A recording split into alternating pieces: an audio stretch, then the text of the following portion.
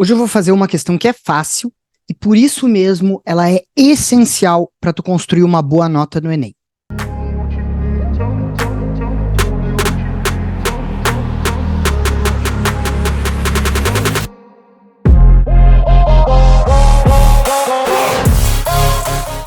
Olá, olá, seja muito bem-vinda, muito bem-vindo. Sou o professor Gabriel Torres, estou aqui no canal do professor Felipe Pereira, meu querido colega na vida e na nossa queridíssima plataforma Linguagens IHM, que tem o link aqui embaixo, mas daqui a pouco eu te digo mais o que tu pode acessar. Eu quero ir direto na questão aqui contigo, uma questão que é considerada fácil, eu quero fazer ela e depois eu quero explicar para ti por que ela é importante, caso tu ainda não saiba, tá? Caso tu não te preocupe com esse tipo de coisa. Vamos lá.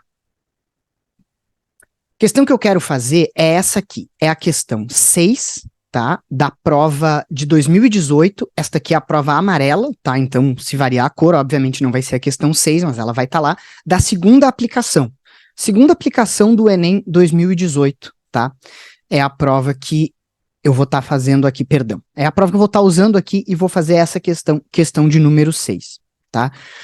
Vamos fazer a questão e depois eu quero comentar uma série de coisas que são muito importantes para o teu bom desempenho na prova, tá? E que essa questão vai trazer, digamos assim, vai servir como algo motivador, tá? Olha só.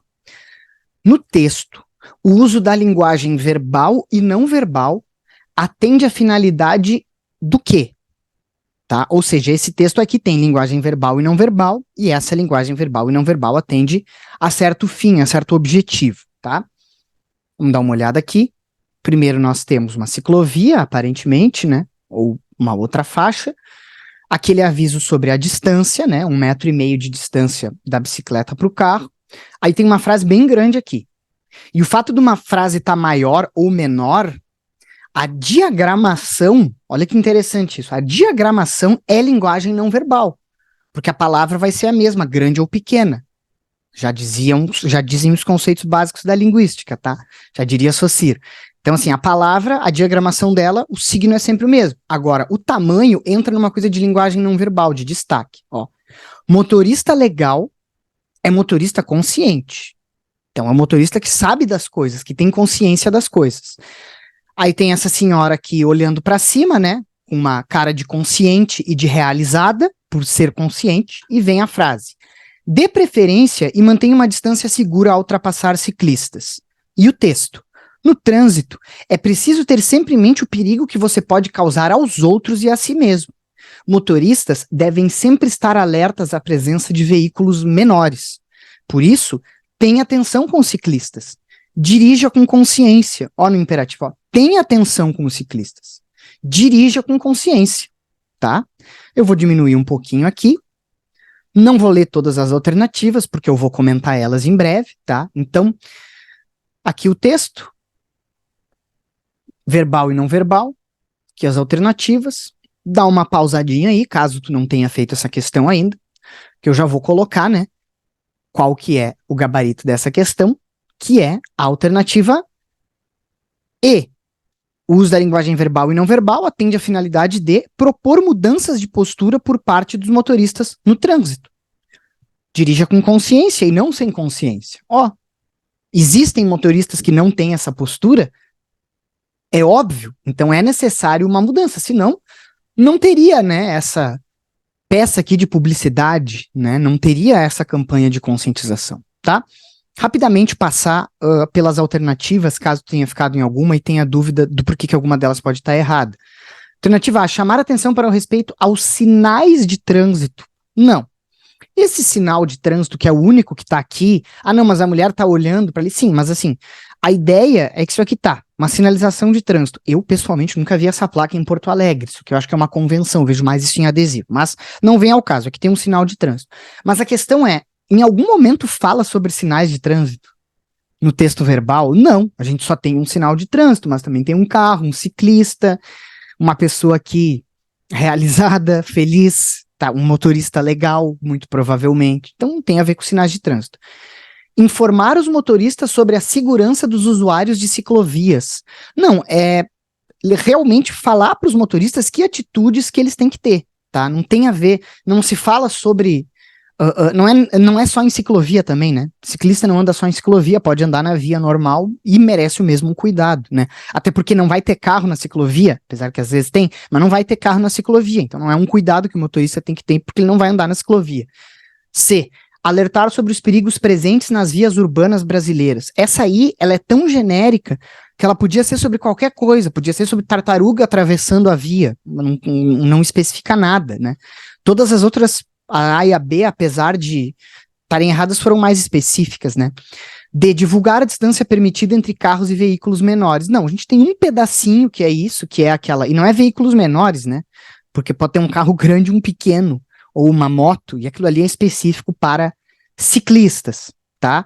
E essa aqui que não fala, apesar de não pegar exatamente o que está sendo dito ali, é a que mais está correta, até porque é a alternativa correta, é óbvio. Bom, primeira coisa, tá? Caso tu ainda não saiba, agora é o momento caso tu ainda não saiba, tá?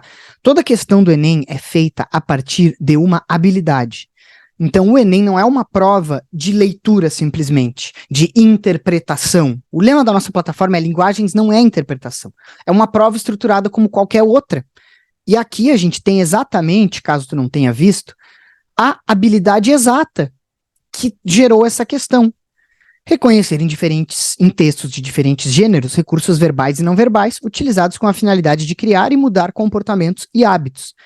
Curioso, né? Criar e mudar comportamentos e hábitos não parece que tem um pouquinho a ver com a alternativa correta? Mudanças de postura, mudança de hábito? É claro que tem. Por isso que a nossa plataforma é toda baseada em competências e habilidades, porque daí tu vai estudar o que cai no Enem. Tu não vai estudar técnicas aleatórias de leitura, como muita gente acaba te vendendo por aí, tá bom? Agora a questão é a seguinte, a questão é a seguinte, o ponto é o seguinte, o ponto desse vídeo talvez mais importante tenha vindo agora. Essa questão, ela não é difícil. Se tu errou essa questão, é bom que tu tenha muita consciência de que tu tem que treinar nas questões fáceis, bem fáceis. Acompanhe o canal, tá? Acredito que nessa semana vai cair uma questão difícil, eu planejei colocar um vídeo de uma questão mais difícil aqui, na qual eu vou comentar aí, ó, cenas dos próximos capítulos, por que aquela questão em específico é uma questão que a gente não tem que dar bola, apesar de ser difícil. Agora, essa questão e questões normalmente geradas a partir dessa ideia de verbal e não verbal, tendem, o que eu quero dizer com isso? Se a gente pegar tudo que já caiu no Enem, as questões de verbal e não verbal tendem a ser as mais fáceis. Já teve questão de verbal e não verbal que foi difícil? Já teve. Tem uma questão que por sinal, algum momento eu vou fazer aqui, que ela é muito errada. Mas isso pode acontecer, porque o que dá a dificuldade de uma questão do Enem? É o texto, basicamente, e o comando do enunciado, tá? Se vai ter um texto que é dois órgãos, vai ser necessariamente mais difícil do que um trecho de um romance do Machado de Assis. É mais difícil ler Machado de Assis do que uma campanha publicitária que tem uma frase, dois órgãos. É natural isso, é da natureza dos textos e da natureza do nosso processo de leitura e compreensão de textos. O Enem, ele não calcula a nota pela quantidade de acertos, imagino que tu deve saber isso, tá? Se tu não sabe, tô te dizendo agora. E esse cálculo, talvez tu não saiba, a gente precisa sedimentar a nossa nota. Tipo, quando vão construir um prédio, tem que ter uma boa fundação. E a fundação são questões como essa, tá? Questões que a gente olha, que tem 4 alternativas tranquilas de falar qual que é o erro, que tem uma alternativa que condiz com a proposta básica da questão, tá? É uma questão mais tranquila de se fazer. E caso tu erre essa questão e tu erre a questão do Machado de Assis, escuta esse professor aqui que já fez todas as questões do Enem e há alguns anos já ajuda o pessoal a fazer mais que 40, a tirar mais que 700, que é uma coisa difícil em linguagens. Quem fez mais que 40 e quem passou de 700, ou mesmo sem passar de 40, teve uma nota boa e passou de 700, deu atenção a essas questões antes de qualquer coisa, tá? Essa que é a mensagem mais importante do vídeo de hoje, tá? Clica aqui no canal do Felipe, te inscreve, tem muita informação como essa, tem a gente comentando sobre como estudar, tem eu fazendo mais um monte de questão, tem live do Felipe toda quarta-feira, tá? Só não vai ter por alguma coisa que pode acontecer, mas basicamente, sempre que é possível, tem live quarta-feira de manhã, tá? Te inscreve no canal, manda o canal para quem tu acha que precisa dessa ajuda, para quem tem um bom número de acertos e vai mal e não consegue ir bem. Manda esse vídeo, manda o canal e, claro, conhece a nossa plataforma, onde a gente trabalha todas essas questões que vão te levar a ter uma nota mais coerente e logo uma nota melhor. Muito obrigado pela atenção e te vejo no próximo vídeo.